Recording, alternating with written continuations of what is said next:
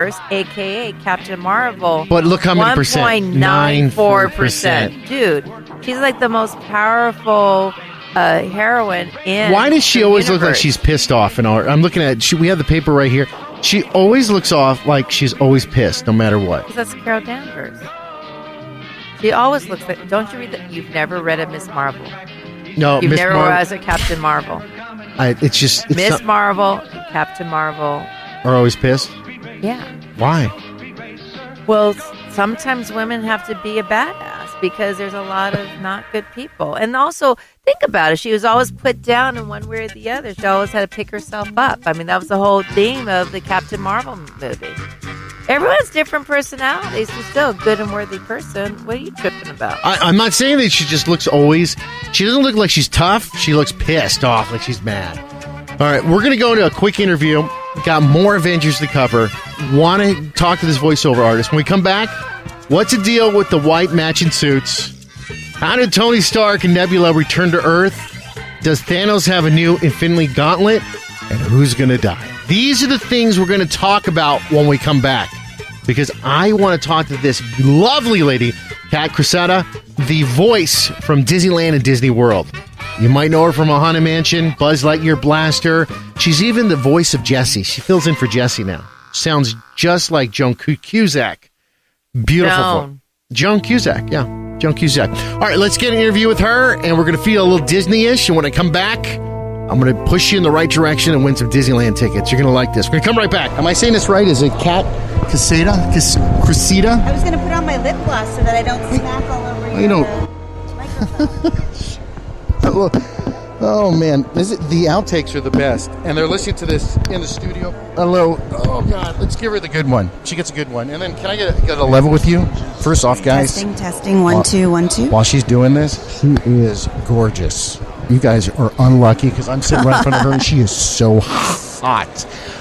Kat Cressida? Cressida, yeah. Cressida. Yeah. I said it right. Cressida. Okay, let me lower me a little bit because I'm loud. Can I hear you one more time? Sure, testing. You 1, sound 2, beautiful. 1, 2. So, Kat Cressida. Yeah. I said it right. I got lucky. I was so lucky because I looked online and then MouseCon was coming up and then your name came up. And what blew me away is that your voiceover stuff, you're a very lucky lady. I'm very, very blessed. So lucky. So I'm gonna tell you a little story, okay? Okay. And I it's about me, and I shouldn't do this, but so I have a boss who I used to work with at Warner Brothers for years when I was like in college. I used to do audio for him because I'm so fast. He got hired by a company called Lucas. Then Lucas got bought by Disney, and he goes, "Aaron, I need your help putting some stuff together." And I said, "What?" He goes, "Just fly down here, Disneyland. I need you to help me with stuff." So he gave me this vinyl that was a soundtrack that originally worked, and it was metal. And it was like all the sounds from the Haunted Mansion. Oh, sweet. He made me transfer it while I was down in L.A. at the Burbank place to take it to digital, and he wanted me to compress it, make it. Sweet. And I did this like 2 years ago. Wow. Okay. When did you lay down your voice for the Haunted Mansion? That was in 2005 and then a little bit in 2006. Okay, but you're at the end and the beginning, I believe. The ending? Is that what you're voicing? I'm the Black Widow bride. And the new one that's inside. yes. Like, I figured it. I couldn't figure it out. I know exactly. The one that scares the shit out of kids. Yeah, the one that scares the crap out of everybody. All right. It got added in 2006. That's where it was. I was one of the people. So my dad worked with Imagineering back Okay. in the 70s. So I grew up really understanding a lot more than a lot of little tots did about how the park worked. And I grew up loving the voices in the Pirates of the Caribbean in particular and the Haunted Mansion. They're just very rich, melodic. You know, Madame Leota. You like this? I have all your Welcome notes back. about Oh, you. that's I have sweet. everything about Kat. here. Uh-oh. So, Kat, And- I want to do this because I don't want people to like. I want everybody to know about you. Okay. I need your website or links they can go to while we're talking to you. Yeah, sure. It's just my name. So Super easy. So KATCRESSIDA. Is it a .com? Boom. Yeah, .com. Okay, so they get that.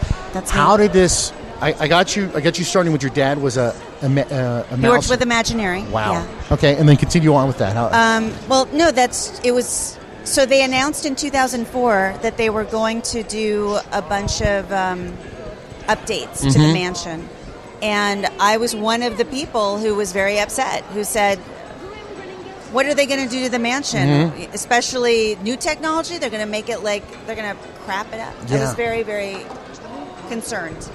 And basically then went for the auditions and the callbacks and ended up being, but they don't tell you in Imagineering what you're auditioning for.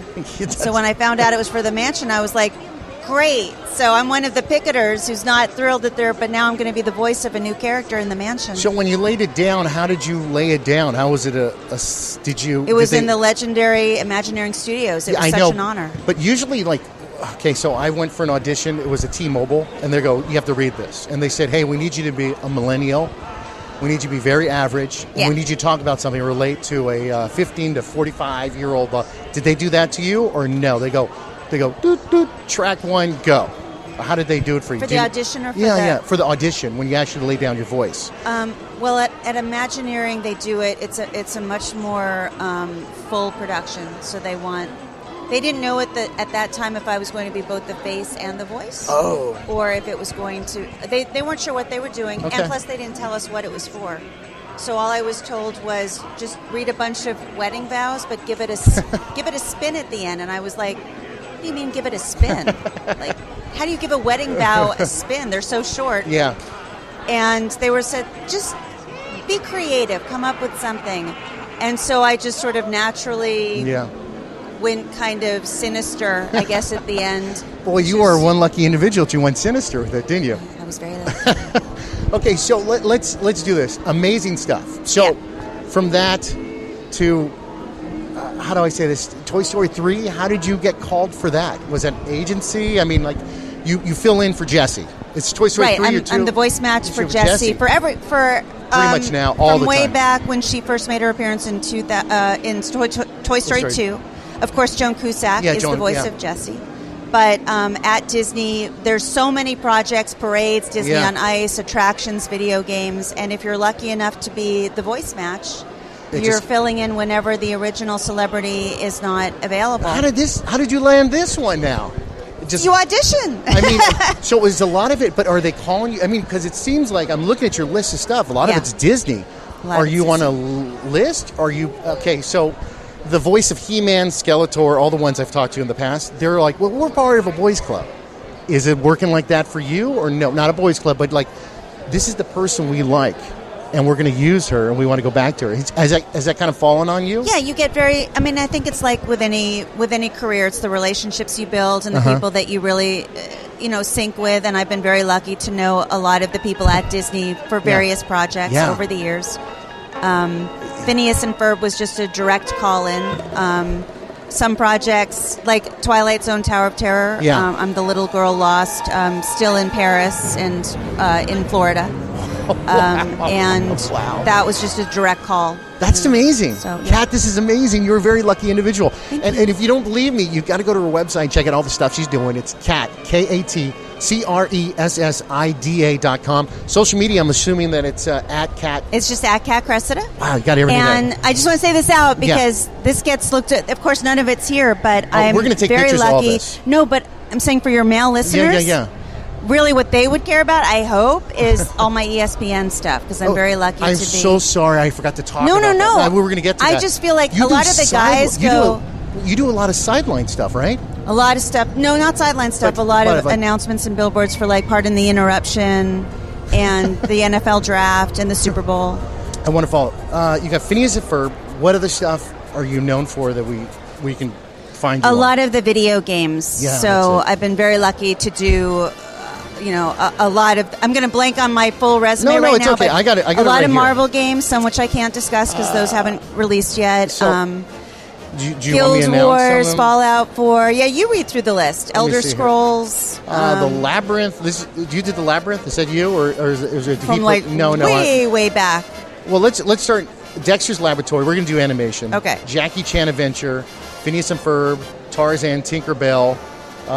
Anime. You did anime? God, a lot of guys are going to be loving you. Yeah. How did that go with the anime? It's fantastic. Is it harder or easier when you do the... It's both. I mean, it can be a walk in the park if you've got a great director.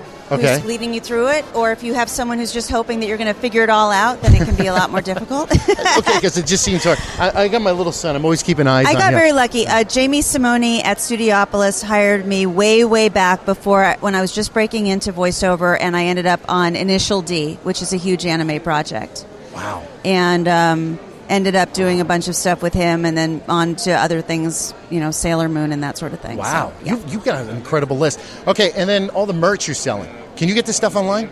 No, this is from Foolish Mortal Supply, is a top Disney merchandiser. So how do we get this? I like the hat. And right here now. You got to get it. You can't get it online? Yeah. Well, they also have a website. What's that website? That's foolishmortalsupply.com. And then you can get it all of it. I have it posted right here. If you like the Haunted Mansion, there's a hat with the Haunted Mansion. Till Death Do Us Part is on here. And then you got the Grimmy Ghost over there. This is amazing. Thank you. Your publicist and you're doing a great job with her. You're doing a great job. You're doing a great job. I'm blown away. Anything else that you got coming up that we can talk about? I'm trying to think what I haven't signed an NDA for, because I've recorded video games all year, but I don't think that we're not allowed to say that we're a part of them until they drop. I understand. But there's more Marvel games coming out. I'm the voice of Elektra for various things. Jesus, so you can just lay back and you just pretty much, it's work's coming in for you on a regular basis. The thing about voiceover is you're constantly auditioning, because there's new waves of producers and directors, and they sometimes say, we want a fresh voice, but then you end up working for them all over again on the same thing. So it's a very competitive world, but I feel very, very fortunate to be a part of it. Very, very lucky. Anything, and then you on another Comic-Con or no? What I can say is I was very lucky. If anybody knows Watch Mojo, the video, do you know the YouTube channel? Yes. They've got billions of followers. I've been a Watch Mojo addict for about 6 years, of these little tiny top 10 countdowns of everything pop culture, and I just narrated 2, one for Goosebumps, which just dropped. Okay.